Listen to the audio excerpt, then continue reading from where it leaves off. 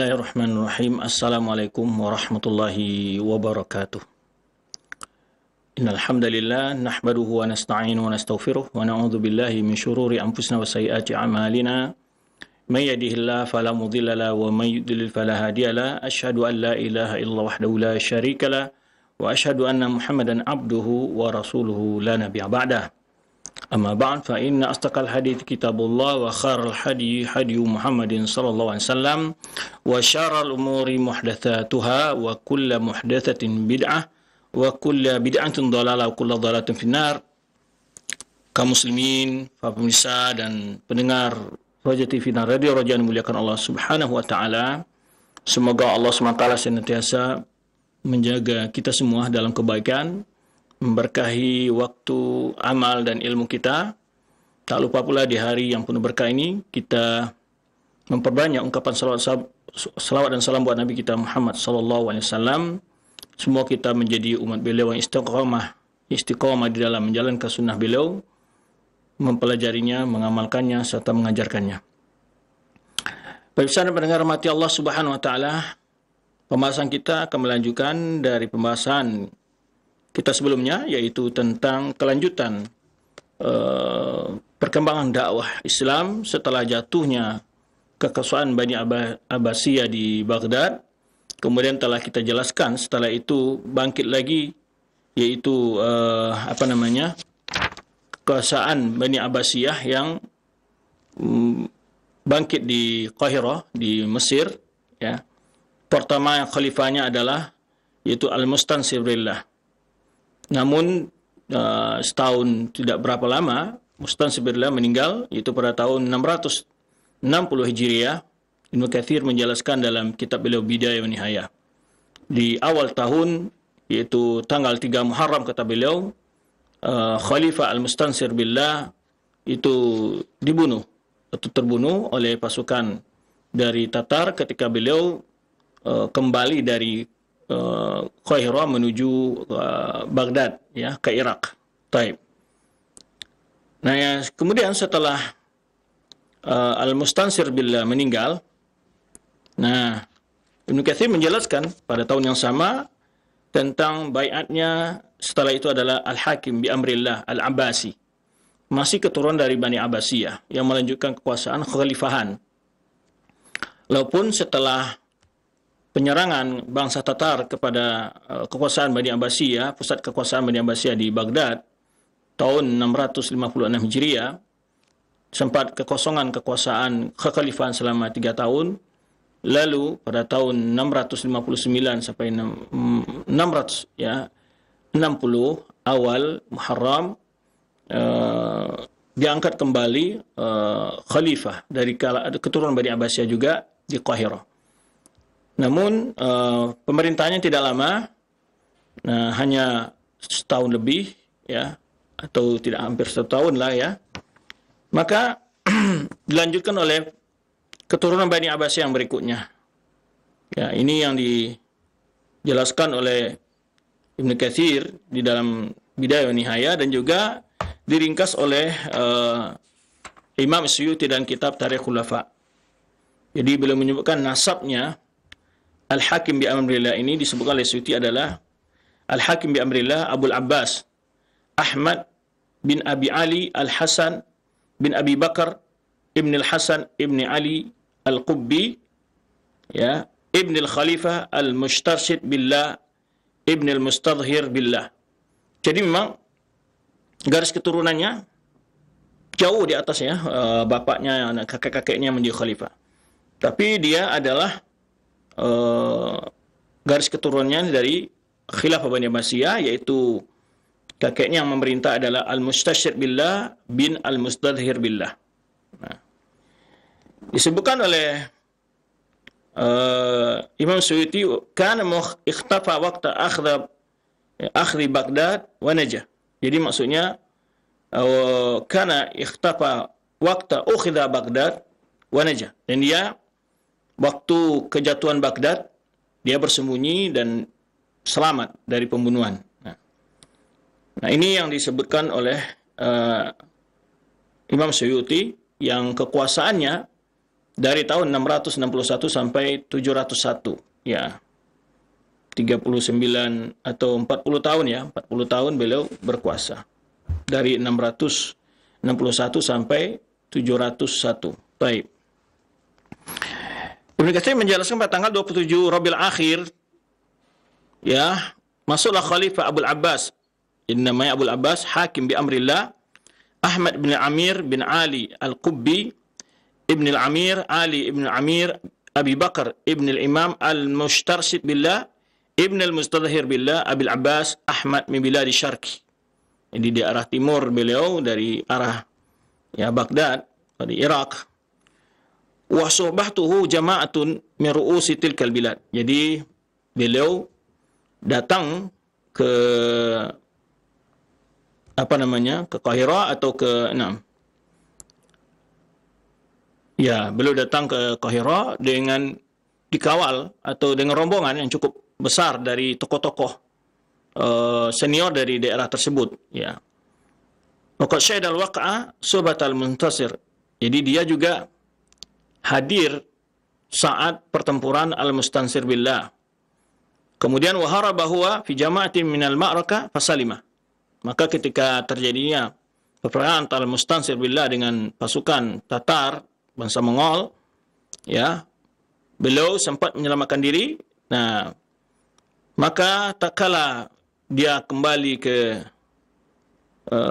Mesir, ya, disambut oleh Sultan Al-Zahir, Sultan Al-Malik Al-Zahir Al-Baybaris, ya, yang menyambut dan wadhar surur wa ihtifal. Jadi disambut dengan meriah oleh Raja Mesir waktu itu. Kemudian beliau dibawa ke istana, suatu benteng disebut dengan Qal'atil Jabal, wa ajra alaihi al-arzaq ad-darata wal ihsan. Kemudian diberikan pelayanan kebutuhan-kebutuhan beliau di di istana tersebut. Kemudian disebutkan pula oleh Ibnu Katsir berbagai peristiwa pada tahun 660 Hijriah ini, yaitu pada Rabiul Akhir, Malikul Zahir memecat Jamaluddin Akush An-Najibi, ya, dari Ustadz Dariyati, dari sebagai penasehat di istananya, dan digantikan oleh seorang lain, ya. Kemudian beliau juga mengutus utusan ke Syam sebagai perwakilan dari kekuasaan beliau. Kemudian disebutkan oleh Ibnu Katsir juga berapa peristiwa penting di sini.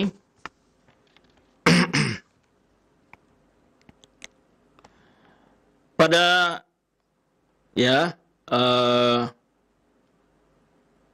bulan Zulhijjah tahun 660 Hijriah, datang utusan yang begitu banyak dari bangsa Tatar kepada Malikul Zahir, Raja, ya, Baybaris yang ada di Mesir, untuk meminta suaka politik. Fakramahum wa ahsana ilaihim. Maka Malikul Zahir memuliakan dan berbuat baik kepada mereka. Wa aqtahum iqta'at hasanah. Ya, iqta'at ini biasanya adalah diberikan tempat untuk mereka tinggal, ya, wilayah tertentu. Wa kadzalika fa'ala bi auladi sahibul Mausil. Nah, dan juga perlakuan beliau terhadap raja daerah Mosul ini daerah Irak, ya. Wa rataba li ikhwanihim rawatib kafiyah. Jadi semuanya dilayani dengan baik oleh beliau, karena Raja Mosul ini, atau Mosul bahasa Latinnya sekarang, itu sempat bekerjasama dengan bangsa Tatar. Namun setelah ditaklukkan oleh Raja Baybaris, ya, mereka meminta suaka politik, diberikan suaka politik oleh raja. Nah, ini menunjukkan bahwa Islam adalah membawa kedamaian. Jadi bukan berarti balas dendam terhadap semua musuh, tidak. Karena mereka ini adalah rakyat, maka diberikan suaka politik oleh Raja Baybaris, diberikan tempat tinggal, dihormati, dihargai, ya. Demikian pula para keturunan raja penguasa di daerah Mosul. Nah, dan juga saudara-saudaranya diberi gaji dari kas negara. Baik.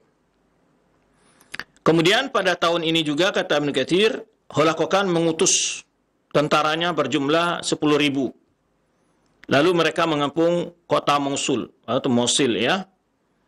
Dan ada 24 menjanik. Menjanik itu adalah semacam alat tempur ya, dengan melempar, yang dilemparkan dengan alat khusus untuk merobohkan benteng-benteng ya. Wadaqat bihimul aqwat. Jadi sampai daerah Mosul itu kelaparan. Nah, kemudian dalam tahun ini juga Malikus Saleh Ismail bin Lu'lu' ya mengirim kepada Burli yastanjiduhu, meminta bantuan untuk menghadapi Tatar. Ya. Faqadima ilaihi, lalu datang bantuan dari Al-Burli ini, fahauzimatit Tatar. Sehingga pasukan Tatar kalah ya. Kemudian disebutkan setelah itu bangsa Tatar kembali ke Bira. Ini disebutkan di sini. Kemudian setelah terjadi pertempuran itu, menangnya pasukan Burli, dia kembali lagi ke Bira, tempatnya dia. Wa faraka aktsaru asbi ila diyar Misra, dan kebanyakan dari tentara-tentaranya justru pergi ke Mesir. Ya, summa dakhala huwa ila baina yadi Sultan Al-Malik Adz-Dzahir, kemudian juga dia menghadap Raja Malik Adz-Dzahir Baibaris. Fa an'ama alaihi, diberi hadiah-hadiah lah ya, pemberian-pemberian. Wa ahsana ilaihi, dia beri kebaikan, berbuat baik ya, disambut dengan baik. Waqta'u tis'ina farisan, dia diberi oleh Raja Baibaris yaitu sekitar 90 ekor dari kuda ya, atau pasukan berkuda. Adapun Tatar, mereka kembali lagi menyerang daerah Mosul. Daerah Mosul ini atau Mosul. Walam yazalu hatta istanzalu sahibal Malik Salih ilaihim. Sampai mereka dapat menekan Malikus Salih yang ada di Mosul menjadi raja Mosul itu. Kemudian wanadau fil bilad bil aman hatta ma'anan nas. Nah, kemudian ini kekejaman bangsa Tatar ini, mereka mengatakan bahwa mereka akan memberikan keamanan semua penduduk, tidak akan dibunuh dan tidak akan apa-apakan, maksudnya ya, tidak akan diganggu. Mereka dijamin setelah masuk, mereka menguasai Mosul tersebut, mereka berjanji akan memberikan keamanan kepada semua penduduk. Summa malu alaihim, namun nyatanya justru mereka membunuh semua penduduk itu. Faqatalu tis'ata ayam, selama 9 hari mereka melakukan pembunuhan di kota Mosul tersebut. Dan juga mereka bunuh Malikus Saleh, ya Raja Mosul itu, dan anaknya Alauddin. Wa kharabu aswar bilad, dan mereka menghancurkan benteng-benteng pemagar kota tersebut. Wa tarakuha balaqi'ah. Balaqi'ah itu adalah daerah Mosul ditinggalkan dalam keadaan porak-peranda. Ya. Kemudian dalam tahun ini terjadi perselisihan antara Holakokan dengan Sultan Barokah. Sultan Barokah ini adalah anak dari pamannya Holakokan. Nah, lalu Barokah ini mengutus ya, mengirimkan jatahlah dari apa yang dia dapat dari hasil merangi berbagai daerah-daerah Islam. Kemudian tetapi Holakokan membunuh utusan dari anak pamannya tersebut, maka semakin tajamlah perselisihan antara mereka. Kemudian wa kataba adz-Dzahir liyattafiqa ala Holakoh. Jadi kemudian anak pamannya ini meminta Malik Adz-Dzahir untuk sama-sama memerangi Holakokan. Nah, ini kita lihat ya, sama mereka juga berkhianat. Kemudian di antara peristiwa-peristiwa di sini disebutkan juga terjadi ghala'un syadidun di Syam. Terjadinya peristiwa mahalnya harga-harga barang di Syam. Sampai dijual ya satu qirara dari qamah, gandum itu ya satu istilahnya kita liter lah mungkin ya, satu takaran, yaitu menyampai 450 ya, atau di 250 syair, dirham atau dinar. Baik. Di antara peristiwa di sini yang disebutkan adalah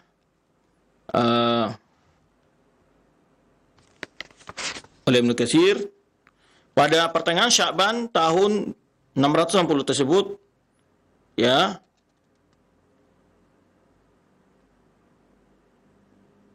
kaum muslimin ditimpa kecemasan luar biasa terhadap kekejaman bangsa Tatar. Maka akhirnya mereka banyak berhijrah ke Mesir. Ya. Sehingga mereka juallah barang-barang mereka semua. Ya. Hatta hawasil qal'ati wal umara. Jadi semua pejabat-pejabat juga pindah dari daerah Mosul ke Mesir.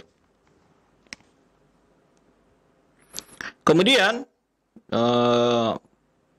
pemerintah saat itu memberikan keterangan kepada masyarakat, barang siapa yang mampu untuk pergi ke Damaskus, dari Damaskus ke Mesir, ya, maka silahkan. Jadi diberi kebebasan. Baik. Namun pada waktu yang sama terjadi gempa di Syam dan juga di negeri Rum, ya. Dan ini menyebabkan bangsa Tatar mengalami juga rasa ketakutan yang kuat, kata Ibnu Katsir, ketakutan yang berlebihan, sehingga mereka agak reda lah ancaman mereka terhadap kaum muslimin. Baik. Ini di antara awal-awal tahun tersebut. Kemudian setelah itu pada tahun berikutnya diceritakan oleh Ibnu Katsir tahun 661, ya. Nah, istalhalat wa sultanu diyar Misriya wa biladu Syam ala milkud zahir. Jadi awal tahun ini yang menjadi penguasa semua wilayah Mesir dan Syam yaitu Malikud Zahir Baybaris, ya. Dan sebagai wakilnya di daerah Syam adalah Jamaluddin Akush Najibi, ya. Sedangkan qadinya, kalau qadinya mungkin di bahasa kitanya adalah sebagai jaksa agungnya adalah, ya, Syamsuddin Ibnu Khaliqan. Wal wazir biha Izzuddin, ya, perdana menterinya adalah Izzuddin Ibnu Wada'ah. Dan tentu dari masa-masa itu belum diangkatnya Al-Hakim di sini, ya. Masih tetap tertulis dalam mata uangnya adalah tetap mustansir billah.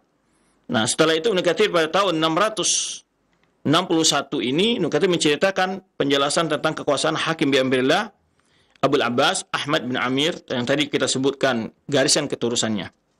Pada hari Kamis 2 Muharram tahun 661, yaitu Sultan Baybaris mengumumkan kepada rakyat seluruhnya, kepada seluruh pejabat-pejabat, umara wa al-hal wa aqdi, jadi anggota MPR-nya, di sebuah gedung fi Iwanil Kabir bi Qa'atil Jabal, yaitu sebuah gedung pertemuan yang besar di benteng atau istana bi Qa'atil Jabal namanya. Wajah al-Khalifah al-Hakim bi amrillah raqiban hatta nazala indal Iwan. Jadi pertama tadi dia datang ke Mesir masih belum diangkat menjadi khalifah secara resmi, belum diresmikan, tapi dia diberi tempat tinggal oleh Sultan Baybaris di benteng Qa'atil Jabal tersebut. Nah, kemudian pada tanggal 2 Muharram ini, ya 2 Muharram tahun 661 baru diresmikan, diangkat secara resmi menjadi khalifah. Nah, kemudian dibacakan nasabnya, ya, sebelum diangkat menjadi khalifah dibacakan dulu nasabnya. Setelah dipastikan tentang kelurusan nasabnya bahwa benar dia ada keturunan dari Bani Abbasiyah, ya, faquri an-nasabu 'ala nas, dibacakan pada masyarakat umum tentang garis keturunannya. Ya, kemudian setelah itu Raja Baybaris, ya, membaiatnya sebagai khalifah dan juga semua yang hadir pada itu. Wa kana yauman masyhudan, kata Ibnu Katsir, ya, hari itu adalah suatu hari yang penuh dengan kenangan. Baik. Setelah beliau diangkat menjadi khalifah, pada hari Jumatnya beliau, ya, berkhutbah. Di antara isi khutbahnya adalah Khalifah Al-Hakim bi amrillah ini, alhamdulillah alladzi aqama li ahli al-Abbas ruknan zahiran Segala puji bagi Allah yang telah menegakkan bagi keluarga Abbasiyah maksudnya, yaitu ruknan zahiran, yaitu tonggak yang dapat menopang kuat. Nah, wa ja'ala lahum min ladunhu sultanan nasiran. Dan Allah jadikan di sisi mereka adanya sultan yang siap membela ya kekuasaan khalifah. Kemudian beliau memuji ahmadu ala sarra'i wa dharra, aku memuji Allah dalam segala kondisi baik senang maupun susah. Wasta'inu ala syukri ma asbagha, aku memohon kepadanya agar dia menolongku untuk mensyukuri nikmat-nikmat yang telah diberikannya daripada nikmat kepadaku. Wastansiru ala daf'il a'da, dan aku mohon pertolongan kepadanya untuk menghadapi musuh-musuh. Wa asyhadu an la ilaha illallah wa syarika lahu wa asyhadu anna Muhammadan abduhu wa rasuluhu sallallahu alaihi wa ala alihi washabihi. Ya, nujumul ihtida, beliau para sahabatnya bersalawat untuk Rasulullah SAW dan keluarga sahabatnya. Nujumul ihtida sebagai bintang sebagai petunjuk, ya. Wa immatil iqtida al-arba'ah, 4 orang yang menjadi tauladan, yaitu khulafa al-arba'ah. Wa alal Abbas ammihi, dan juga pamannya Abbas, paman Nabi SAW. Wa kashf ghammihi abisada khulafa ar-rasyidin wa immatil mahdiyyin, ya. Kemudian wala baqatu sahabat ajma'in wa tabi'in lahum bi ihsan ila yaumiddin. Ayuhan nas, beliau mengatakan, ketahuilah anal imama fardun min furudil Islam, bahwa adanya kepemimpinan adalah pada salah satu kewajiban di antara kewajiban Islam. Dan wal jihad mahtumun ala jamil anam, berjihad adalah satu yang telah diwajibkan atas semua manusia, ya, itu maksudnya kaum muslimin. Wala yaqumu alamul jihad illa bi istima'il kalimatil ibad. Nah, bahasa beliau juga bagus, ya. Dan tidak akan mungkin, ya, berdirinya bendera jihad tanpa adanya persatuan, masyarakat, antara dukungan masyarakat. Istima'i kalimatil ibad, bersatunya masyarakat. Wala subiyat al-hurumu illa bintihakil maharim. Nah, beliau menyebutkan tidaklah ditawannya wanita-wanita kecuali karena terjadinya pelanggaran-pelanggaran hukum Allah. Wala sufiqatid dima illa bitikabil jaraim. Tidaklah tertumpahnya darah-darah kecuali karena melakukan berbagai bentuk kemungkaran, jaraim. Falau syahadtum a'da al-Islam lama dakhalu dar al-Islam. Ya. Kalau kalian, ya, benar-benar mewaspadai musuh-musuh Islam, ya, mereka tidak akan mampu untuk masuk ke daerah Islam, kata beliau. Wastabahu dima'al wa amwal, dan juga tidak akan mungkin untuk merebut, menumpahkan darah dan mengambil berbagai kekayaan umat Islam. Wa qatalu rijal wal atfal, mereka telah membunuh banyak dari orang tua dan anak-anak. Wa hatakul haram al khilafah wal harima, mereka telah merusak kehormatan kekhalifahan, ya, dan juga para wanita muslimah. Wa adzaku mastabaqau al adzab al alim, dan mereka menyiksa orang-orang yang masih tersisa dengan cara kejam. Fartafatil aswatu bil buka' wal awil, sehingga terdengarlah suara teriakan penuh tangis dan penderitaan, ya. Wa alad dajjatu min hauli dzalikal yaumit tawil, sehingga telah panjang kesedihan, ya, dalam hari-hari yang dilalui oleh kaum muslimin setelah dikuasai oleh bangsa Tatar dari bawah pasukan Holakokan, pimpinan Holakokan. Maka min syaikhin khudibat syaibatuhu bidima'ihi, betapa banyaknya orang-orang tua yang jenggotnya justru berubah warna dengan darahnya. Wa kam min tiflin baka falam yurham libukaihi, betapa banyaknya anak-anak yang menangis namun tidak ada yang menyayangi atas tangisannya dia. Fasyammaru an saqil ijtihad fi ihya'i fardil jihad. Nah, beliau memotivasi agar kaum muslimin melakukan jihad. Maka bersiap-siaplah an saqil ijtihad, mempersiapkan, ya, betis yang kokoh, ya, yang artinya mempersiapkan pasukan yang kuat untuk menghidupkan kewajiban jihad. Fattaqullaha mastata'tum wasma'u wa ati'u wa anfiqu khair li anfusikum. Belum baca firman Allah SWT, bertakwalah kepada Allah sesuai kemampuan kalian, taat dan patuhlah, dan berinfaklah, itu lebih baik bagi diri kalian. Wa may yuqa syuhha nafsi fa ulaika humul muflihun. Orang yang dijauhkan dari rasa kekikiran dirinya, maka itulah orang-orang yang beruntung. Baik. Falam yaqa ma'dzuratun fil qu'udi an a'da'id din. sudah tidak ada lagi alasan untuk kita untuk duduk dari melawan musuh-musuh Islam, musuh-musuh agama. Wal muhamati 'anil muslimin, dan menjadi pembela kaum muslimin. Wa hadha sultan malikul zahir as-sayyidul ajallu al-alimul adilu al-mujahid al-muayyad ruknud dunya wa din.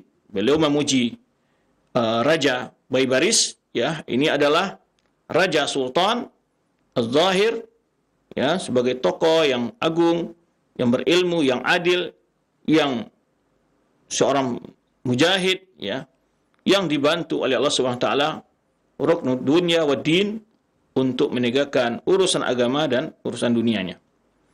Qad qama bi nasr imama 'inda qillatil ansar. Dia telah menjadi pembela kekuasaan, maksudnya di saat sedikitnya yang membela. Wa syarral juyus al-kufri ba'da an jasu khilal diyar. Dia telah memperandakan tentara pasukan kekafiran setelah mereka menghancurkan desa-desa atau berbagai lorong kota kaum muslimin. Fajasu khilal diyar, yang setelah mereka menghancurkan banyak negeri. Wa asbahat bai'atu bihtimamihi muntazimatal uqudi. Maka jadilah bai'at ini dengan perhatiannya menjadi teratur. Wa daulatul Abbasiyah bihi mutakatsiratul junud, dan juga Daulah Abbasiyah memiliki dengan melalui kekuasaannya tentara yang cukup. Fabadiru ibadallah ila syukri hadhihi ni'mah. Wahai para hamba-hamba Allah, segeralah mensyukuri nikmat ini. Wa akhlisu niyatakum tunsaru, dan ikhlaskan niat kalian, kalian akan ditolong oleh Allah Subhanahu wa taala. Wa qatilu awliya syaitan tadfaru. Maka perangilah para penolong-penolong setan, kalian akan beruntung.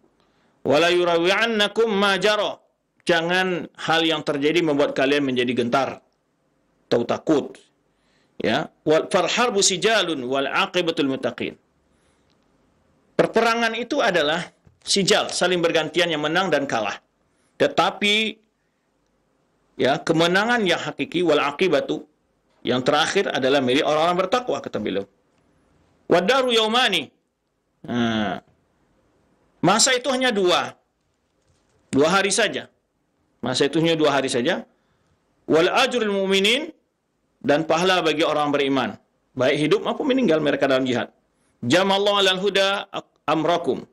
Allah telah mempersatukan di atas petunjuk urusan kalian. Wa azza bil imani nasrakum, dan Allah telah membuat kalian perkasa dengan iman untuk kalian mendapatkan pertolongannya. Wa astaghfirullahal azim li wa lakum wa lisal muslimin fastaghfiruhu innahu wal ghafurur rahim.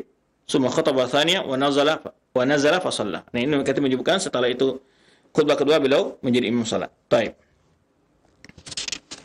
Nah, setelah itu resmi sebagai khalifah beliau di Makkah di dalam alat bayaran yang berbentuk dinar, maka nama beliau tertulis di sana. Wa duriba sikkatu bi ismihi.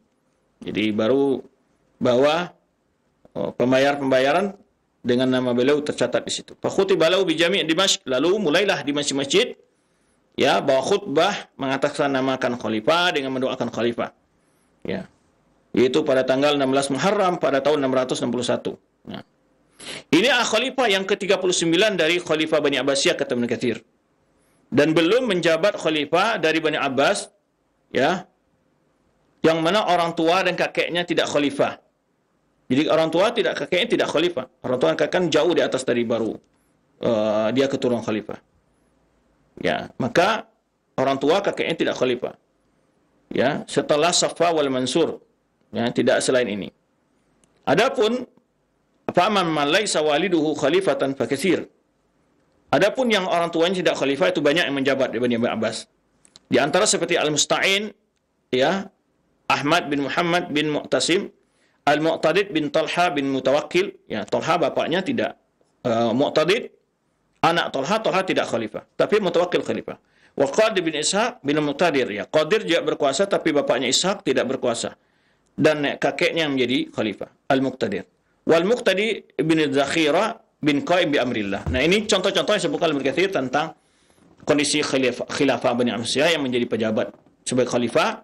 Jarang-jarang yang kakek dan ayahnya, ayah dan kakeknya tidak menjadi khalifah menjadi pejabat kecuali dia ini. Kemudian setelah itu penjelasan tentang ya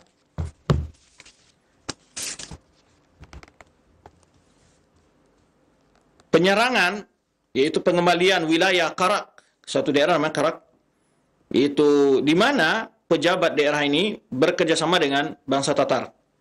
Jadi makanya Malikul Zahir mengirim pasukan untuk daerah Al-Karaki ini, kemudian memanggil rajanya, ya, kemudian dibawa dalam keadaan dibelenggu ke daerah Mesir. Kenapa alasan demikian? Bahwa dia pernah menawarkan kepada Holakokan, kata Holakokan, dia menulis kepada Holakokan, memanggil, wahasa ala kudum ila Syam maratan ukhra. Dia menganjurkan kepada Holakokan untuk kembali menyerang daerah Syam. Jadi ini bekerja sama dengan musuh Islam. Nah, kemudian waja'at kutub Tatar bisabat wa niyabatil bilad wa annahu sayaqdamu alaihi 20,000 di Fatih Diyar Misriyah. Nah, datanglah surat dari bangsa Tatar akan tujuannya untuk menyerang daerah Mesir dengan jumlah pasukan sekitar 20.000, ya, untuk menaklukkan kekuasaan kaum muslimin yang ada di Mesir.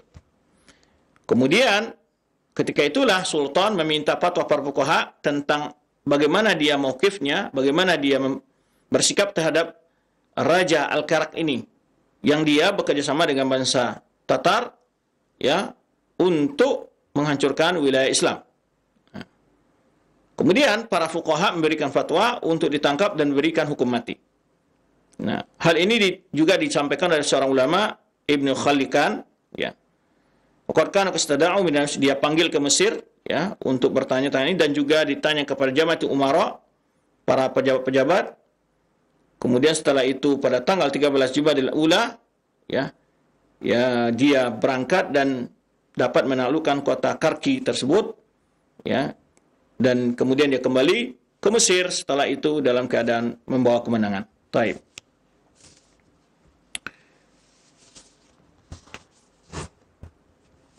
Kemudian pada bulan Ramadan tahun 661 ini, ya, Malikul Zahir mempersiapkan para arsitektur, para tukang, ya, bahan-bahan bangunan dari kayu dan berbagai hal untuk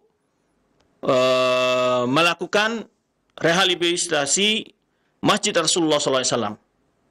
Jadi Malikul Zahir melakukan rehab terhadap Masjid Rasulullah SAW, ya, di mana terjadi sebelumnya ada kebakaran masjid ini. Fatifa bitika ashab wa ala bidiyar Misriya farhatan biha, sehingga bahan-bahan itu dibawa berkeliling Mesir untuk kebahagiaan yang dirasakan, ya, untuk membangun Masjid Rasulullah SAW, ya. Kemudian dibawa ke Madinah. Kemudian pada bulan Syawal Malikul Zahir juga pergi ke ke Iskandaria. Maka dia ganti pejabat qadhi di sana, diadakan pembaruan. Nah, kemudian pada mulai tahun ini juga terjadinya pertempuran antara Barakatu Khan wa Holakokan ma'akuli wahid juyus kathira. Tadi kita sebutkan di mana ada perselisihan antara Holakokan dengan anak pamannya, yaitu namanya Burkatu Khan.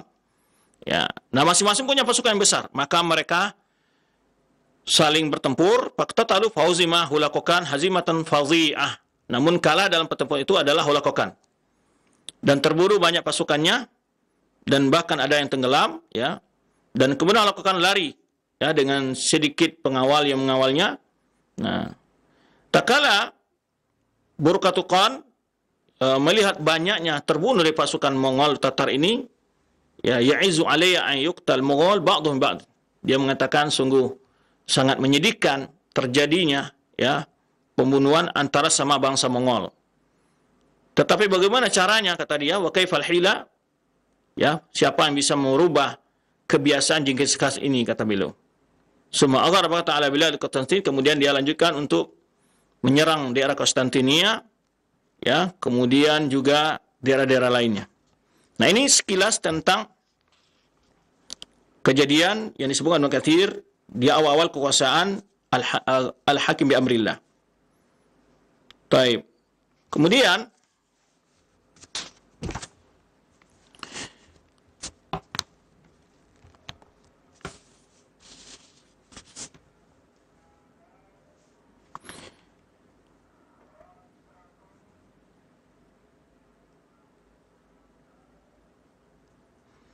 pada tahun 662 ya, diadakannya pembaharuan juga untuk bangunan sekolah Madrasah Zahiriyah, kemudian ya juga pertemunya di sini Hakim bi amrillah dan Sultan Baibarus dengan pejabat wakilnya yang ada di Syam Jamaluddin dan juga Qadhi Ibn Khaliqan. Nah, ketika telah selesainya merehab Madrasah Zahiriyah, di sana diangkat untuk menjadi pengajar di Tadris Syafi'iyah biha Qadhi Taqiyuddin Muhammad bin Husain. Kita lihat pembaharuan daerah Islam, kemudian kegiatan pendidikan dilakukan oleh Baibaris ini, Raja Baibaris, ya, dengan Khalifah Al-Hakim bi amrillah, membangun masjid, memperbarui bangunan masjid yang ada di Madinah, Masjid Rasulullah SAW, kemudian juga sekolah-sekolah, kemudian diperbarui lagi bangunan-bangunannya, di antara terkenal dengan Madrasah Zahiriyah. Nah, beliau mengangkat di situ para ulama-ulama yang ahli dalam setiap madhab. Madhab Syafi'i itu Qadhi Taqiyuddin Muhammad bin Husain bin Razin. Untuk mengajar madhab Hanafi ada namanya Majnuddin Abdurrahman bin Kamaluddin, yaitu kemudian masyayikh hadis ya, yang ulama yang pakar hadisnya adalah Syekh Syarafuddin Abdul Mu'min bin Khalaf Al-Hafidh Ad-Dimyati. Nah, kemudian pada tahun ini juga Malik Baibaris melakukan juga rehabilitasi untuk masjid Al-Qudus, itu Baitul Maqdis, ya, Ammara bil Qudus Asy-Syarif Khanan. Jadi ada tempat penginapan yang ada di masjid sekitar Baitul Maqdis. Bahkan disebutkan beliau sediakan di sana waqafa alai auqafan lin nazilin. Beliau sediakan rumah-rumah wakaf untuk orang-orang yang datang berkunjung ke Baitul Maqdis tersebut. Ya, min islahi ni'alihim wa aqlihim, dan di situ lengkap. Disediakan juga restoran, disediakan juga untuk kalau di sini sebutnya adalah tukang sendal, ya, jika ada yang rusak ini disediakan. Wa banabi tahunan wa furnan. Jadi juga ada pelayan-pelayan atau pabrik buat roti, ya, tepung, disediakan di sekitar Baitul Maqdis. Jadi kalau kita lihat masalah perhatian para pemimpin Islam dalam keadaan sosial masyarakat, ya, terutama umpamanya masjid dan selain sekolah, itu besar sekali. Maka di tahun 662 ini disebutkan satu kisah Al-Ibnu Katsir itu bahwa Malik Baibaris melakukan suatu merehab Baitul Maqdis, sekaligus membangun di sekitar itu rumah-rumah wakaf untuk orang-orang yang datang berkunjung ke sana, dan juga disediakan restorannya, kalau bahasa kita sekarang, ya, tempat buat roti dan semuanya, pekerja-pekerja yang dibutuhkan. Baik. Kemudian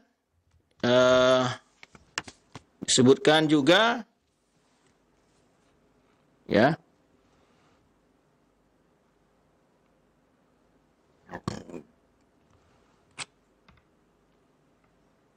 dalam Jumadil Akhirah dari tahun yang sama, Syekh Syihabuddin Abu Syama Abdurrahman Ismail Al-Maqdisi Bidarul Hadith Asy-Syarqiyah. Di sini mulai beliau Abu Syama yang masyhur, seorang ulama Syafi'iyah, mengajar di Masjid Darul Hadith Asy-Syarqiyah, ya, Asyrafiyah, setelah wafatnya Qadhi Imanuddin bin Khursa'a Al-Kharstani. Dan juga hadir di dalam majlis beliau Ibnu Khaliqan, ya, seorang ulama yang masyhur di masa pemerintahan Al-Hakim bi amrillah. Termasuk di sini juga Qadhi Abu Syamah Abdurrahman Ismail bin Ibrahim Al-Maqdisi.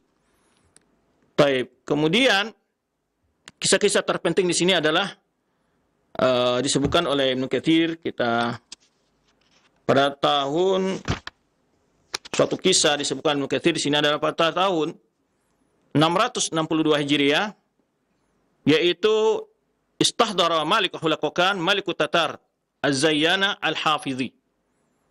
Jadi pimpinan dari bangsa Tatar Hulakokan memanggil salah satu dari raja. Ya, kalau kita mungkin daerah gubernurnya gitu dipanggil, ya namanya Malikut Tatar Az-Zainal Hafidhi, yaitu Sulaiman ibnu Muayyid bin Amir al-Aqrabani. Namanya yang ma'ruf dengan Bizain al-Hafidhi. Jadi Sulaiman ibnu Muayyid. Wa qala lahu, di mana Halakokan menyebutkan memanggilnya, sabata indi khiyanatuka. Aku telah punya bukti tentang bahwa kamu telah melakukan suatu pengkhianatan.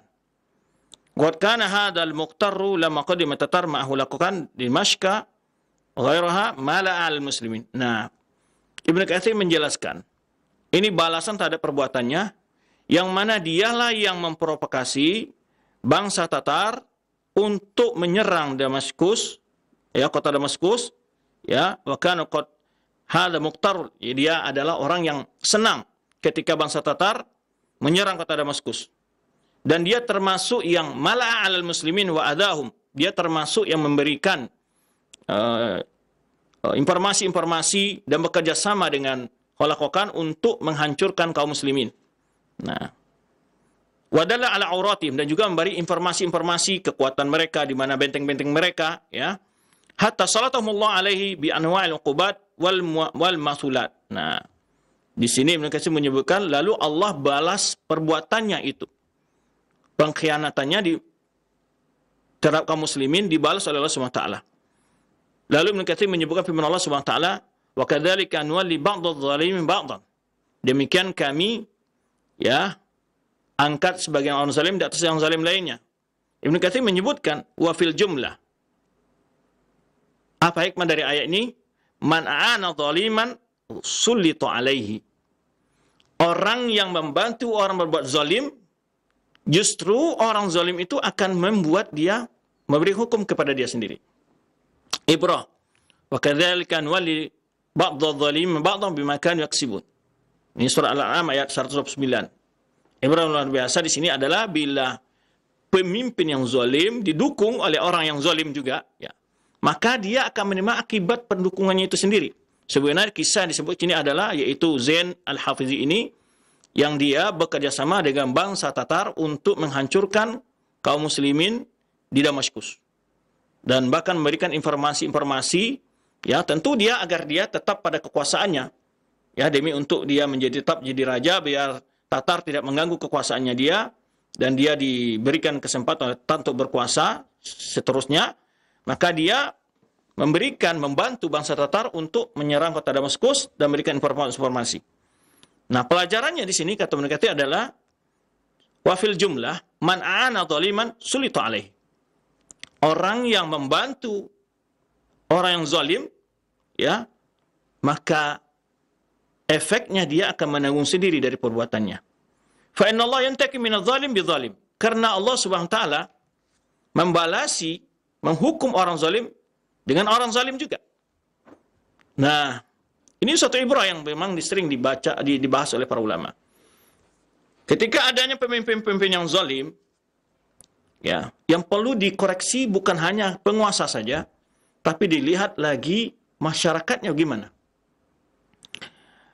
Bukankah mereka yang menyebabkan terangkatnya pemimpin yang zalim itu?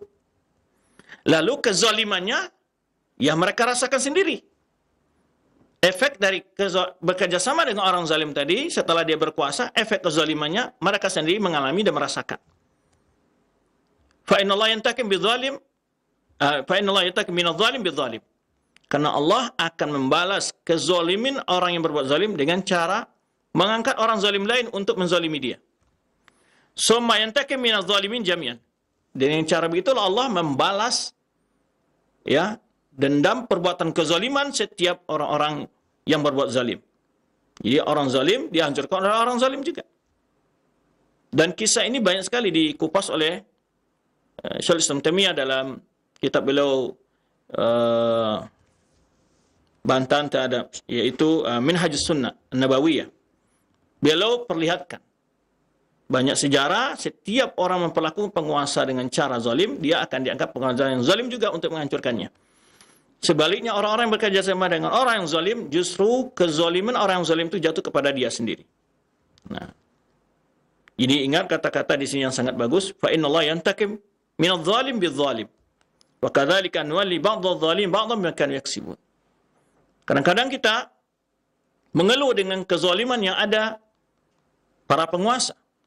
Tetapi kita tidak melihat kezaliman kita yang kita lakukan. Ya. Karena terangkatnya penguasa-penguasa yang zalim juga berangkat dari banyaknya kezaliman yang ada di tengah masyarakat. Nas'allahu afiyah min tiqamihi wa ghadabihi wa iqabihi wa syarri ibadihi, kata Ibnu Katsir rahimahullah taala. Baik, pada tahun 663 Hijriah, Sultan Malikul Zahir mempersiapkan pasukan besar untuk menyerang bangsa Tatar yang tinggal di daerah Birah di sekitar Sungai Tigris atau Efrat, ya, Sungai Efrat. Ketika falamman sami'u bi'asakir Zahiri, setelah bangsa Tatar mendengar akan datangnya pasukan besar dari Malikul Zahir ini, mereka berpaling dan berbalik arah, tawallau ala aqabihim munhazimin, mereka lari, yang mundur. Fatabat tilkan nahiyah, lalu daerah sekitar itu kata mereka menjadi aman.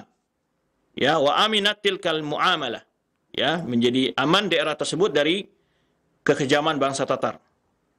Wa kanat qabla dzalika la tuskanu min kasratil fasad biha wal khauf. Kata mereka, daerah itu sebelumnya tidak ada yang siap tinggal di situ karena begitu banyaknya kerusakan dan timbulnya rasa ketakutan yang biasa orang tinggal di sana. Fa'amarat wa aminat walillahil hamd. Lalu setelah diselamatkan oleh Allah melalui, ya, dibantu oleh Allah Subhanahu wa taala pertolongan kaum muslim melalui raja Zahir ini, maka daerah itu kembali dibangun dan menjadi daerah yang aman. Nah, kemudian setelah itu juga dikirim oleh pasukan besar oleh Malikul Zahir, ya, untuk daerah Sahil menghadapi pasukan Salib.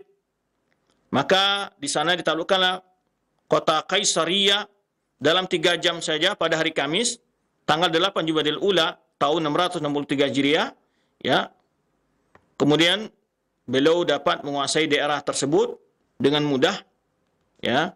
Sumaja khabar bi an fatah Madinah Arsyuf, kemudian juga datang kabar lain kemenangan di tempat lain, ya. Dan juga itu direbut dari pasukan Salib juga. Pada qad basyairu fi biladil muslimin wa far bidzalika farhan syadidan, sehingga tersebarlah kemenangan pasukan kaum muslimin di berbagai daerah sehingga kaum muslimin mendapatkan kabar gembira yang cukup besar saat itu. Baik. Kemudian juga di biladil Maghrib tersebar juga kabar bahwa pasukan kaum muslimin menang melawan yaitu bangsa pasukan Salib juga, wa qatalu minhum 45,000, yaitu 54.000 yang terbunuh dan ditangkap, ditawan sekitar 10.000. Ya. Ini daerah-daerah. Kemudian daerah yang dikembalikan daerah Maghrib ini seperti Tanja, Maroko dan Aljazair atau Algeria itu daerah Isbilia, Kurtuba, Mursia, ya. Bahkan nusra fi yaumil khamis ar-rabi' asyar min Ramadan. Kemenangan kaum muslimin itu ada pada tanggal yaitu hari Kamis tanggal 14 dari bulan Ramadan. Baik. Kemudian juga disebutkan berbagai peristiwa-peristiwa penting oleh Ibnu Katsir di sini. Kita ambil hal-hal yang pada tahun ini juga meninggalnya Hulakokan. Ya, fi aja akhbar bi anna Sultan Tatar Hulakokan halaka. Ya, meninggal, mati, ya. Kemudian dan dikuburkan di benteng namanya Tala. Kemudian dibangun di atasnya Kubah dan berkumpul. Kemudian setelah itu bangsa Tatar mengangkat pimpinan mereka, anak daripada Hulakokan namanya Abghah. Ya. Faqasadahu Maliku Barkah Khan, akasarahu wa farraqa jumu'ahu. Nah, tadi anak pamannya Hulakokan ini menyerang anaknya Hulakokan Abghah ini, akhirnya kekuasaan berada di Barkah Khan. Ya, faqasarahu wa farraqa jumu'ahu fa farihal Malikul Zahir farhan syadidan. Karena sesama bangsa Tatar mereka saling berperang, maka Malikul Zahir merasa bahagia dengan hal itu. Ya, wa azama ala jami' asakir liyakhudha bilad al-Iraq falam takam min dzalika tafarruq asakir fil iqta'at. Jadi hal itu membuat ketenangan bagi kaum muslimin karena mereka sibuk untuk saling bermusuhan sama mereka. Baik. Kemudian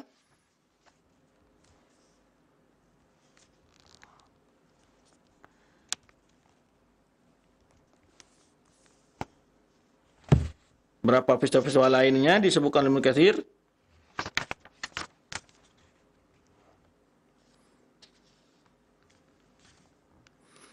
Pembangunan yang dilakukan oleh Malikul Zahir adalah membangun jembatan yang masyhur dengan Baina Qarau wa Damiyah.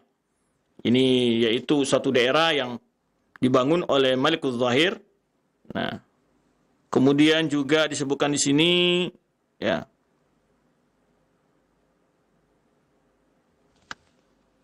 Di mana pada tanggal 25 Zulhijjah tahun 663 Malikul Zahir berkunjung ke Damaskus, ya, kemudian mengumpulkan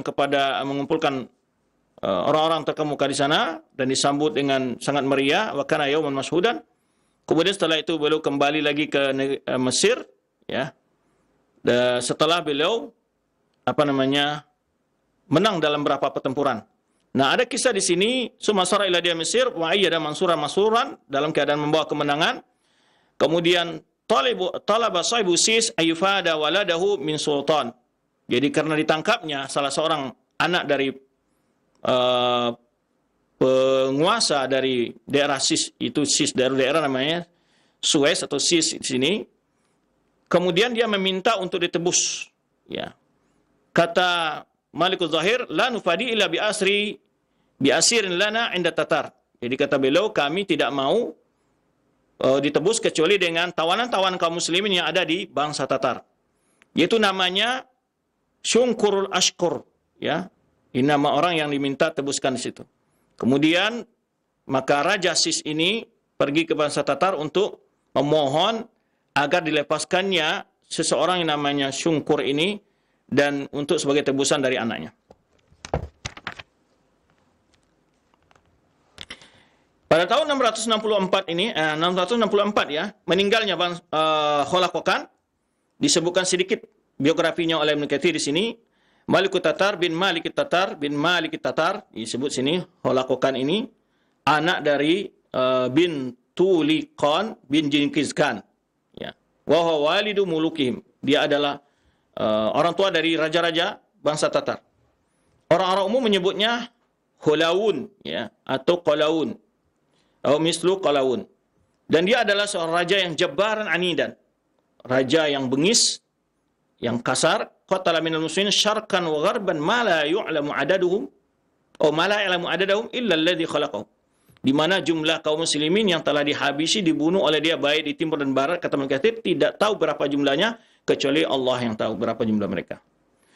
Wasuyazi ala dzalika syarrid jaza. Sungguhnya Allah membalasi perbuatannya dengan balasan yang lebih buruk. Kemudian disebutkan oleh Ibnu Katsir, kana la taqaidu bidinin min adyan. Dia tidak memiliki agama. Tetapi istrinya, kata Ibnu Katsir, dia adalah lebih memeluk agama Nasrani, ya. Lebih memilih agama Nasrani.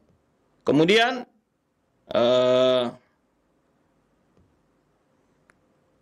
beliau menyebutkan juga, wa kana la'anallahu la yatarama ala mahabbatil maqulat wa la yatasawwaru minha syai'an. Wa kana ahluha min afraq al-falsafah indalahum wajahun wa makana. Di mana banyak sekali dari para orang-orang dekatnya adalah ahli-ahli filsafat, ya, memiliki kedudukan. Wa in makana himmatu fi tadbir mamlakati, dan dia punya rencana untuk meluaskan kuasanya dan menguasai berbagai daerah, ya, sedikit demi sedikit. Sampai Allah membinasakannya pada tahun ini, kata Ibnu Katsir. Baik. Kemudian tahun 665, ya. Di sini kisah yang penting di sini disebutkan Ibnu Katsir adalah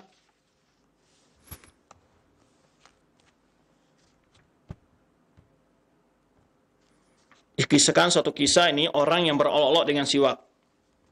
Ibnu Khalika menceritakan dari syekhnya Qutubuddin Al-Yunini, dia berkata, sampai kepada kami seseorang, yaitu di suatu kampung namanya Abi Salamah, dari arah Busra, kana fihim mujunun wastihtarun. orang yang mujun itu orang yang berbuat berbagai macam maksiat dan melanggar hukum dengan sangat secara terang-terangan begitu. Lalu fadzukira anhu siwak. Lalu ada orang yang berbicara tentang siwak di dekat dia. Wa ma fi minal fadilah, menjelaskan tentang utamaan-utamaan siwak. Ini contoh ini mengejek sunnah Rasulullah SAW. Lalu dia berkata, "Fa wallahi la astaku illa fil makhraj." Dia katakan, saya tidak akan gunakan siwak itu kecuali di tempat keluar kotorannya.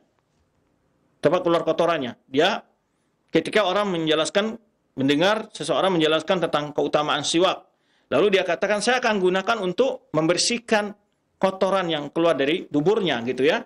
Nah, yakni duburahu. Fa akhadha siwak. Lalu dia ambil siwak oleh dia. Fa wada'u fi makhrajihi summa akhrajahu. Lalu dia gosok dengannya tempat keluar kotorannya dia, ya. Kemudian setelah 9 bulan, ba'da tis'ati asyr, fa wada'a waladan ala sifatil jurzan. Yaitu jurzan ini ada suatu makhluk, dia melahirkan suatu makhluk yang aneh bentuknya. Memiliki 4 kaki.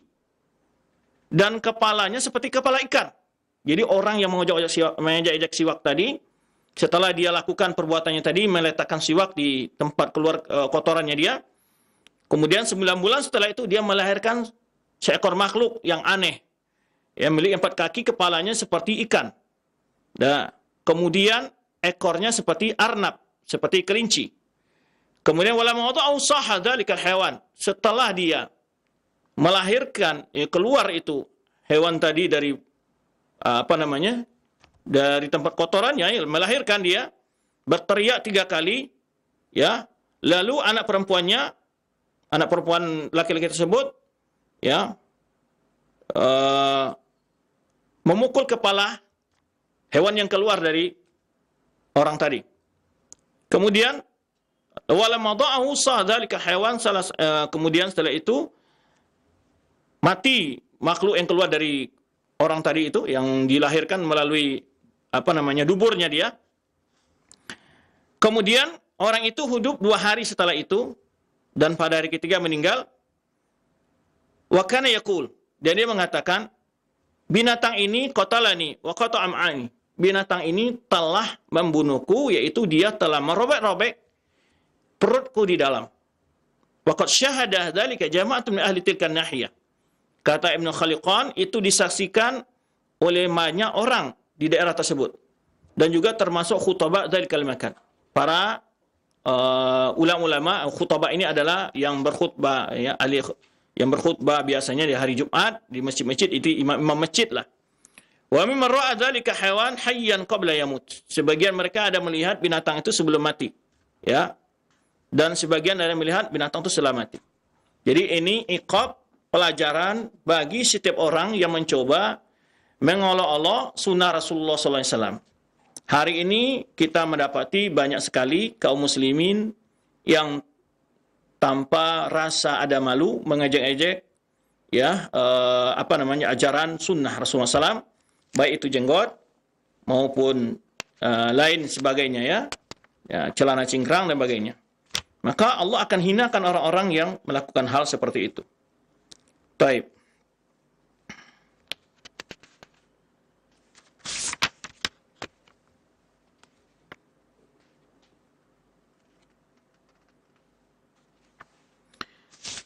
Kemudian tahun yang sama juga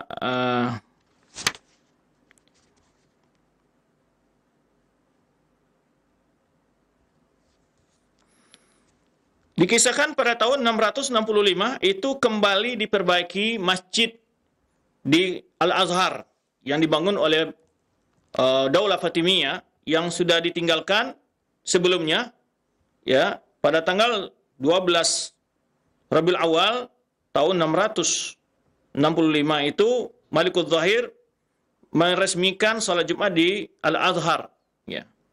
Walakum tukam fi walam takun tuqamu fil jum'ah min zaman Ubaidiyyin ila hadzal hin. Jadi semenjak zaman Ubaidiyyin, ya, itu tidak pernah ada Jumat di situ sampai waktu tanggal 12 Rabiul Awal tahun 665 Hijriah ini.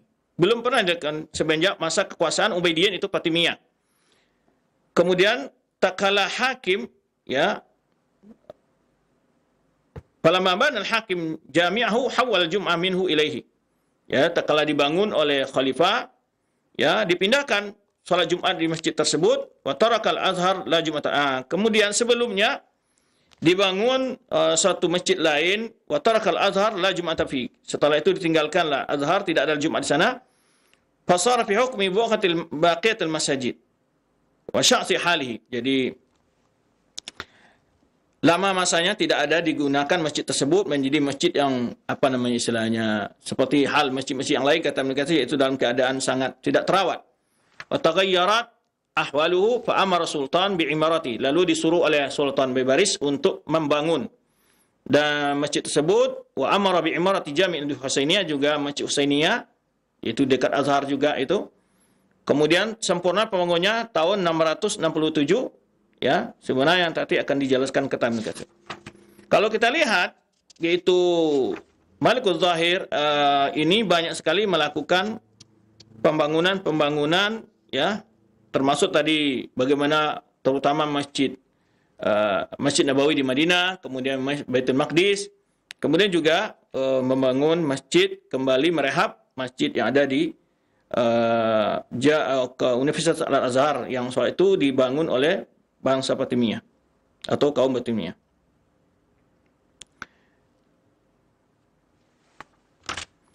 Baik. Kemudian pada tahun 660, ya, 66, ini adalah penaklukan Antioquia. Ya. Antioquia ini adalah satu daerah yang masyhur, ya.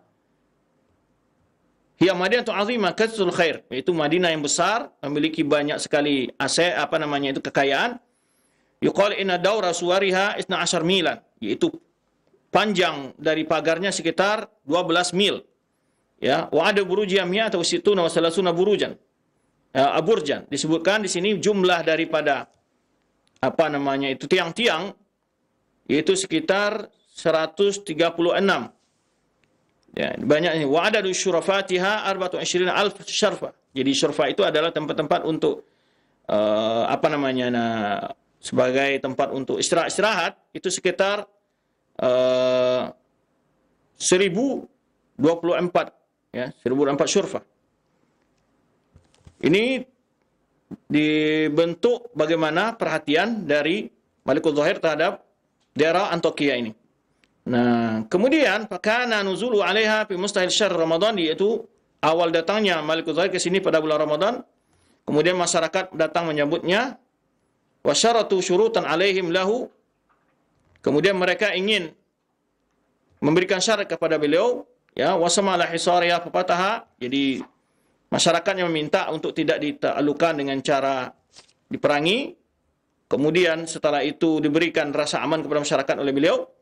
Ya. Kemudian wa atlaqa li umara amwalan jazilan wajida min usar al-muslimin min al-halibiyyin fiha khalqan katsiran. Jadi setelah ditaklukkan Antioquia ini banyak sekali tawanan kaum muslimin yang disimpan di sana. Ya. Kullu hadza fi miqdar abati ayyam. Lama untuk menaklukkan kota Antioquia ini sekitar 4 hari saja. Nah, ini diceritakan kemudian waqad kana Afris, ini raja yang menguasai Antioquia namanya Afris, ya, dan Trablus, manusia yang paling kejam dalam menyiksa kaum muslimin. Ya, ketika bangsa Tatar menguasai Halab. Ya. Wa farana minha fantaqamallahu mimman aqama lil Islam nasiran wa lisalib damighan.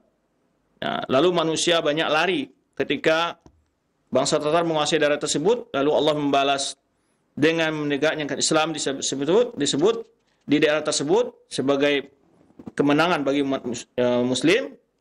Datanglah kabar gembira dengan kemenangan itu kepada Malikul Zahir dan diumumkan di benteng Qal'ah Mansurah. Ini di antara cita-cita yang disebutkan di sini, ya. Cuman ingin kita sebutkan di sini adalah menunjukkan betapa Malikul Zahir ini banyak mengembalikan wilayah-wilayah Islam yang telah dikuasai oleh bangsa Tatar ataupun bangsa Salibi, ya, kaum Salibi dari Farans.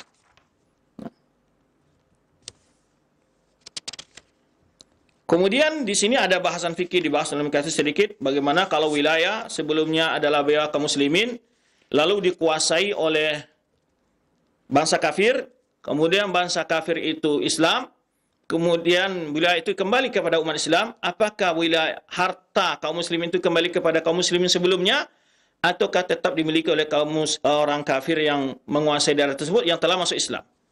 Ini ada bahasan fikih yang dibahas oleh Ibnu Katsir tentang hal ini. Baik, itu barangkali hal-hal yang terpenting dalam masa kekuasaan Al-Hakim bi amrillah. Tidak panjang Ibnu Katsir membahas masalah ini, ya. Kemudian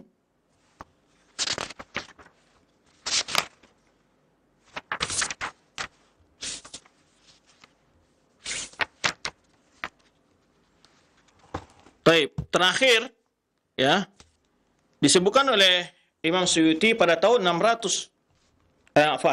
701 Hijriah itu adalah wafatnya Al-Hakim bi amrillah.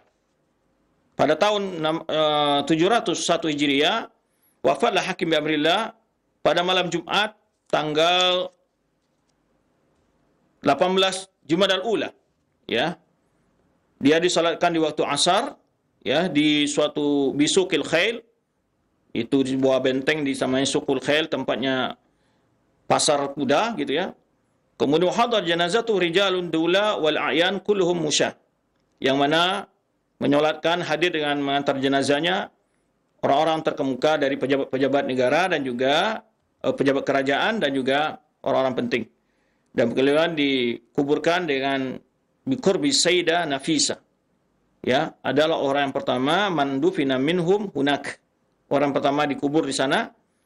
Wa istamara madfinuhum ilal an, di sana tempat kuburan para, ya,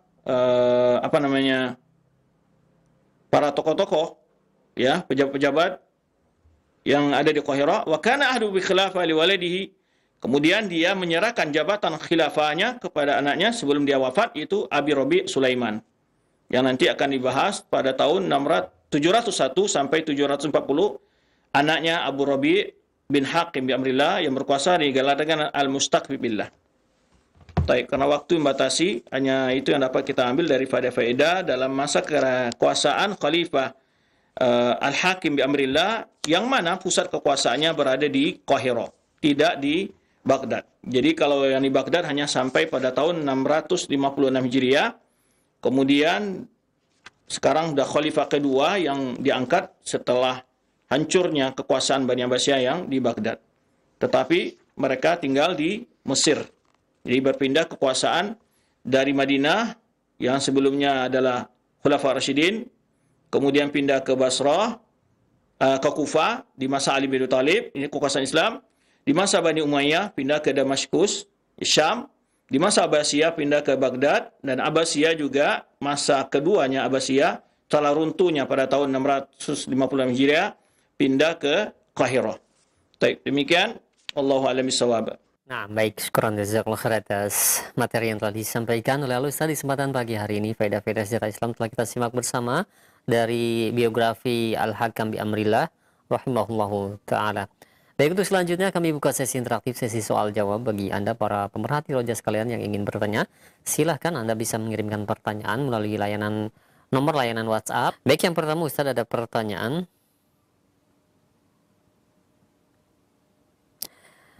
Assalamualaikum warahmatullahi wabarakatuh. Ustaz, bagaimana cara pengangkatan pemimpin dalam sistem kerajaan? Apakah ditunjuk oleh raja sebelumnya dan haruskah dari keturunan raja itu sendiri? Jika iya, bagaimana posisi ahlul hilli wal aqd? Apakah mereka berwenang untuk mengangkat dan menurunkan? Mohon jawabannya. Baik, secara umum, ya, ini kita bicarakan apa yang dipraktekkan dan juga tentu ada perbedaannya. Di dalam Islam, dalam mengangkat pemimpin, itu ada 3 model. Yang pertama adalah, yaitu ditunjuk oleh pemimpin sebelumnya. Seperti pengangkatan Umar bin Khattab ditunjuk oleh Abu Bakar Siddiq anhu. Ya, Abu Bakar Siddiq memberikan wasiat bahwa khalifah setelahnya adalah Umar bin Khattab. Yang kedua adalah yaitu yang dilakukan oleh Umar bin Khattab dengan menunjuk beberapa orang tertentu untuk memilih pemimpin setelahnya. Yaitu ada 6 orang yang tersisa dari sahabat yang dikabarkan masuk surga oleh Rasulullah SAW dalam sebuah hadis. Nah, mereka yang ngerembuk.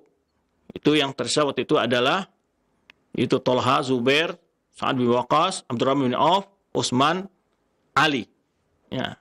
Ini mereka berenam ini berembuk. Ya. Apakah mereka memilih dari kalangan mereka sendiri atau orang di luar mereka? Tetapi dibentuk lajnah, ditentukan oleh, kalau yang Abu Bakar mentakyin langsung siapa khalifah. Itu kepada personal.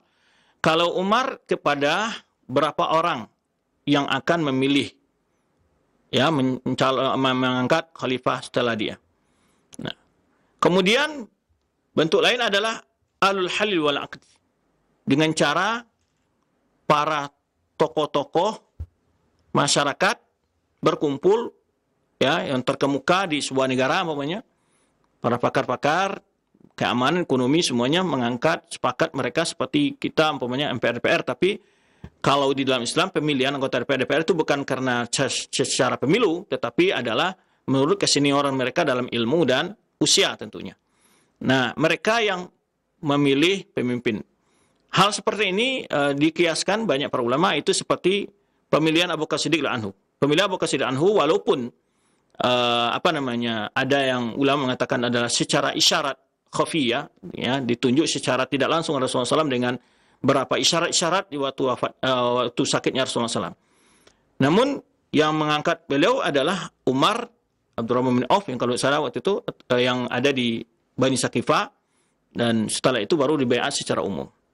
Ada 3 bentuk seperti itu. Ada bentuk keempat, prosesnya tidak dibolehkan oleh Islam, tapi hasilnya diakui, yaitu namanya al-mughalabah, yaitu dengan adanya kekuatan sekelompok yang dapat merebut kekuasaan. Maka bila dia dapat menguasai secara utuh negara, ya, badan keamanan semua telah memihak ke dia, dan maka bila dia dapat mengendalikan kekuasaan dengan kuat, ya, dengan kekuatannya, maka kekuasaannya sah, tetapi proses itu tidak dibenarkan dalam Islam. Nah, itu bentuk. Kenapa kok proses yang keempat ini tetap diakui kepemimpinannya? Diakui kepemimpinannya. Diakui pemimpinnya adalah untuk tidak terjadi keributan, permusuhan, peperangan, kericuan secara terus-menerus. Ya, kalau dia sudah memiliki keangkatan pasukan yang bisa mengendalikan semua kondisi, nah, maka saat itu tidak boleh lagi dilakukan perlawanan demi untuk menjaga arwah kaum muslimin. Ya, nyawa kaum muslimin tidak boleh dikorbankan. Ya, itu proses-proses. Namun dalam syarat-syarat kepemimpinan pemimpin juga ada. Di antaranya bahwa khalifah itu mesti dari kaum Quraisy berdasarkan hadis, ya, Rasulullah SAW. Maka ketika Abu Bakar berdiskusi dengan kaum Ansar, ketika kaum Ansar menyebutkan min amir wa minkum amir, dari kami juga ada pemimpin, kalian juga pemimpin, kata Abu Bakar, inna hadzal amri Quraisy. Ya, urusan ini kata Rasulullah ada pada Quraisy. Nah, namun bila tidak Quraisy memimpin, ya, ketika sudah tidak dalam sistem khilafah, tidak sistem raja. Nah, apakah harus diganti dengan Quraisy? Nah, para ulama membedakan antara ikhtiar dengan ikhtiar. Kalau sudah terpilih pemimpin, sudah resmi, walaupun tidak Quraisy, dia wajib tetap ditaati. Karena Rasulullah SAW menyebutkan, usikum bisam wa ta'a wa in ta'amara alaikum abdun habasyiyun. Saya nasehatkan kepada kalian untuk sangat taat dan tetap taat dan patuh kepada pemimpin, walaupun dia seorang budak dari negeri Habsyah. Budak, dia tidak merdeka.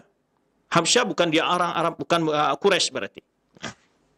Tetap disuruh patuh dan taat oleh Rasulullah SAW. Maka harus dibedakan antara hal ikhtiar, jika halul hali wal aqdi, memilih seorang pemimpin, maka dia harus melihat orang yang lebih dekat, memiliki syarat-syarat, ya, kesempurnaan.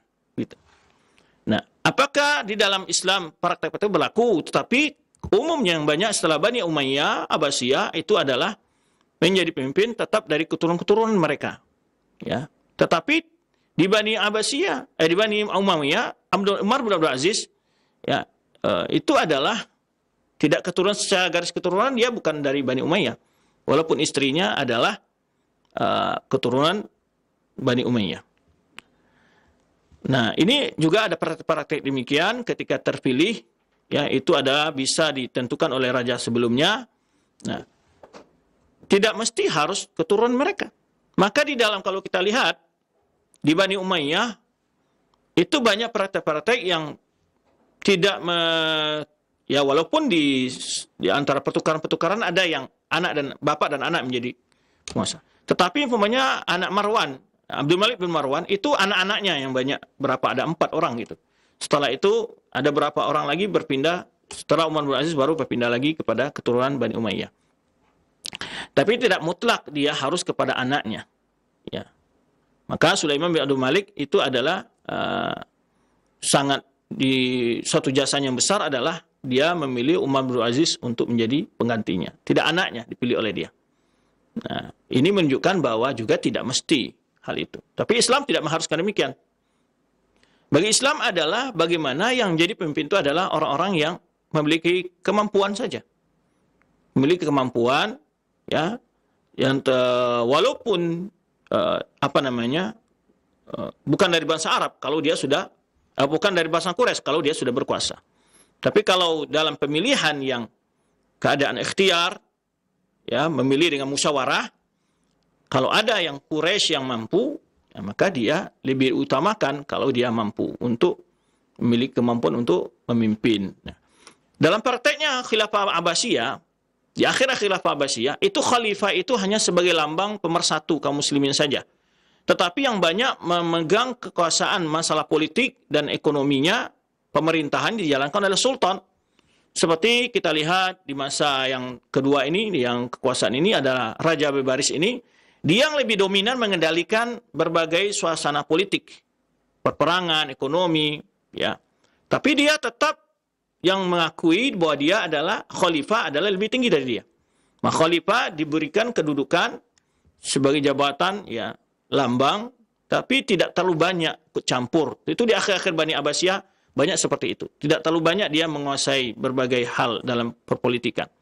Ya, lebih banyak diserahkan kepada pejabat di bawah, ada awazir namanya, ada sultan namanya, ya, ada yang bagian keamanan, nah, kalau di sekarang bagian ekonomi dan seterusnya. Nah, di masa Bebaris ini dan beberapa pejabat sebelumnya, malah yang lebih dominan itu adalah para sultannya. Ya, padahal sebagian para sultan dapat mengaruhi, memecat sebagian khalifah.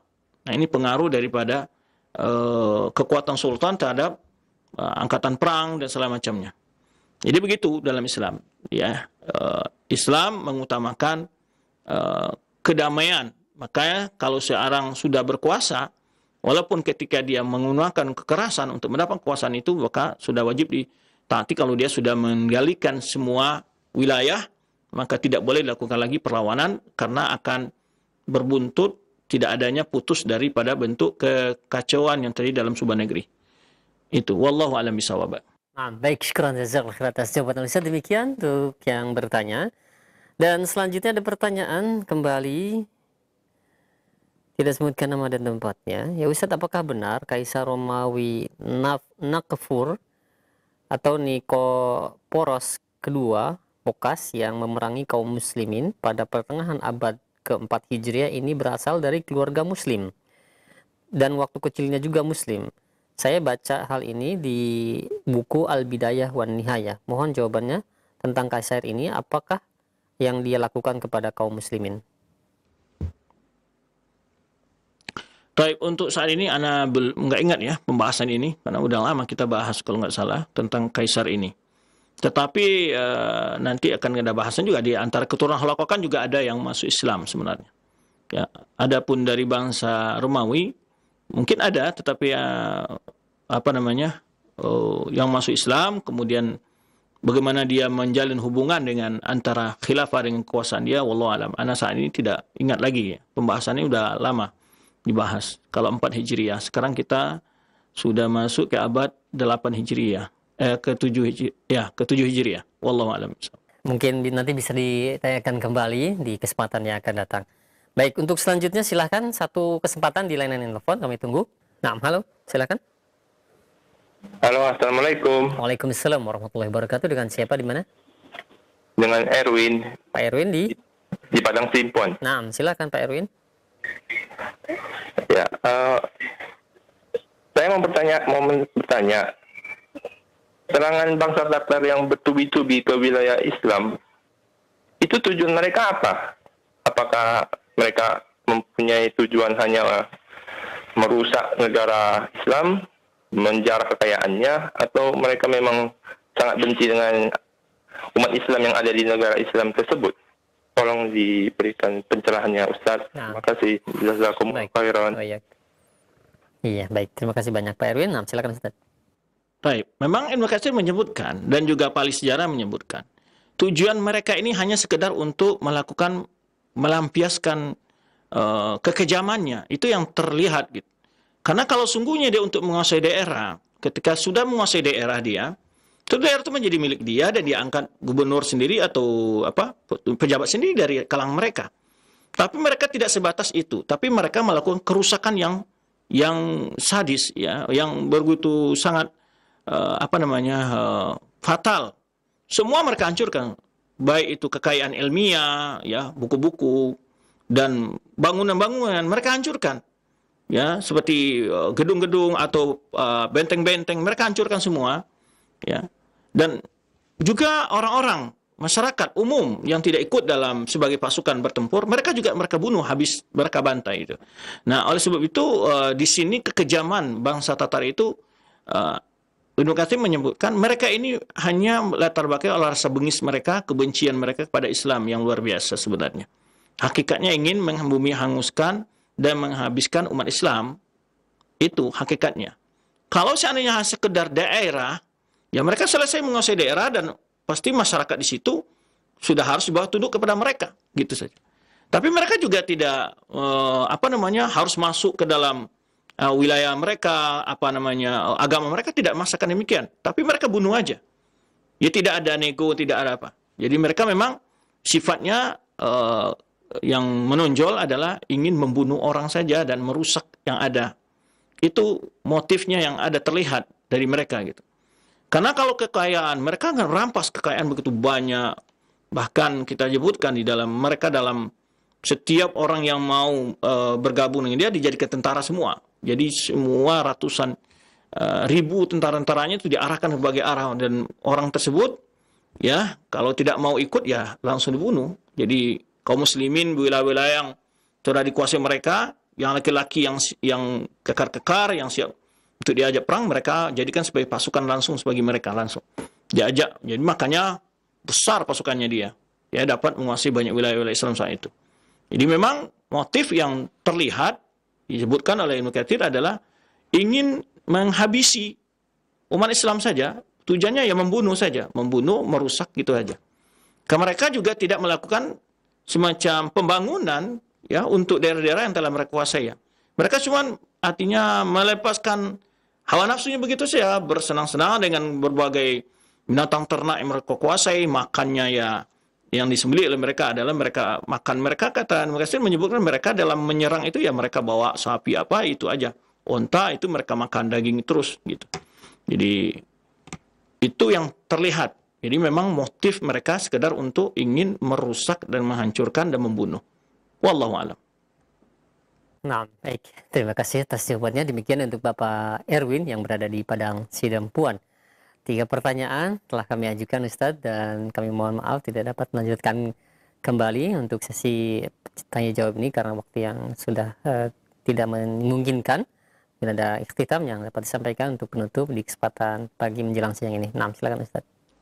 Demikian pembahasan yang dapat kita sampaikan pada kesempatan pagi hari ini. Ya, di antara beberapa pelajaran yang dapat kita lihat adalah pertama adalah tadi kisah bagaimana Raja Al-Zahir dapat mengembalikan kembali kekuasaan kaum muslimin.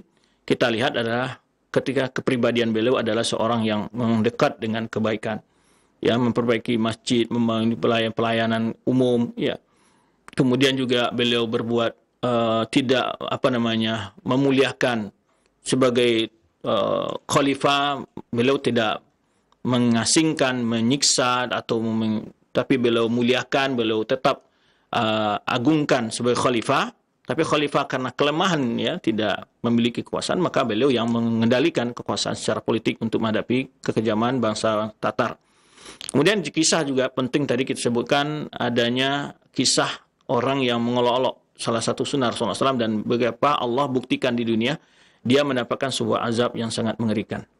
Semoga kita selalu memiliki semangat untuk mencintai sunnah Rasulullah SAW dan mengamalkannya, dan juga waspada dari orang-orang yang ya olok-olok ya meremehkan sunnah Rasulullah SAW.